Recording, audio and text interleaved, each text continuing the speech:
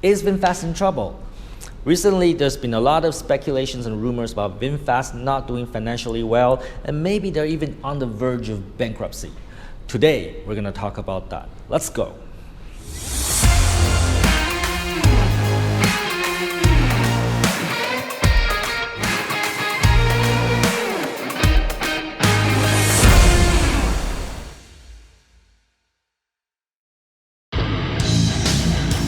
Take effing action, put it together, and subscribe to Tom Peng's channel on YouTube now. Yeah, I like it. It's crazy. All right, there's been a lot of speculations about VinFast not doing well financially and maybe even on the verge of bankruptcy. Let me tell you about some of the signs that are coming from the company. Well, first one is Mr. Vietnamese, chairman of Vingroup. He committed to not investing any more of his personal money into VinFast, all right? And when people read that in the news, they thought, well, if Mr. Vung's not putting in the money, then VinFast is probably fucked, all right? So that's the first sign. And the second sign is that they laid off a lot of people, especially in the North American market, all right?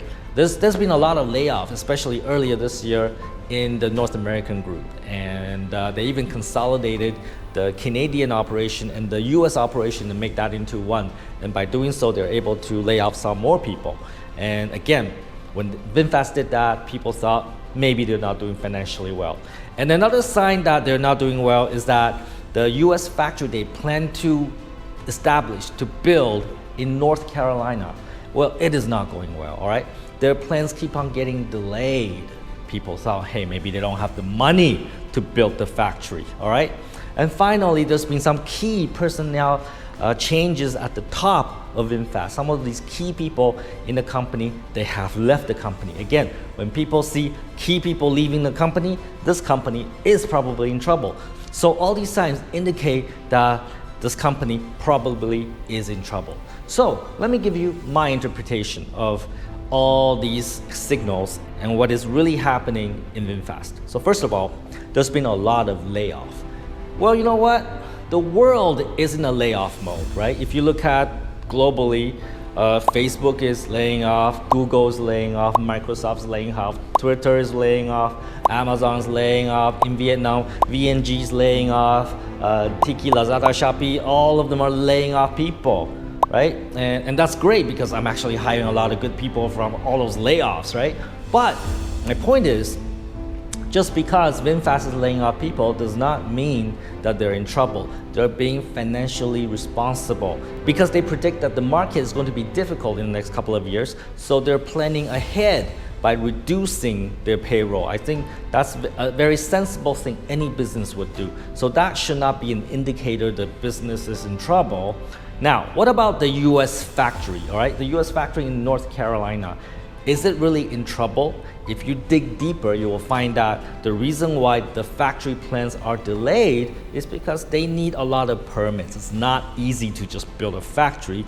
You need a lot of permits and certifications. You have to work with the US government, with the state government, and those things take time, just like in Vietnam, right?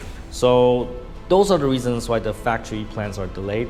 I do believe that VinFast wants to push forth faster if they could to build the factory. But right now, it doesn't go as fast as they want because, again, regulations, right?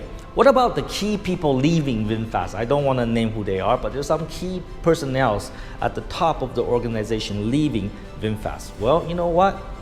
Again, it doesn't mean anything. VinFast is a car company and they have a vision, they have a strategy, and when the people in the company does not match the vision or the strategy, they change. Well, I do that in my company, so when my people do not subscribe to our vision and our belief for the future, then they have to go. And I do believe that's what's happening in VinFast, right? They want the people at the top to be aligned with the company mission and vision and strategy. And that is why you're seeing all these personnel changes. I think that's just a very normal part of any big corporation. Now finally, Chairman Vietnamese, he's not investing any more of his personal money or maybe even Vingroup's money into VinFast. And people say, wow, that is a sign that, VinFast is gonna collapse. Well, let me tell you this, all right? Mr. Vuong, Chairman Vuong, is a smart man. He's a capitalist, all right? He's an investor.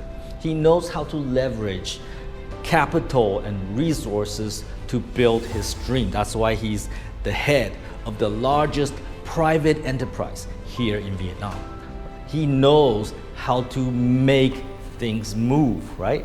And then you know what? He doesn't need to put in his own personal money to make VinFast go, because he can access capital through debt by going to the bank and ask for a loan.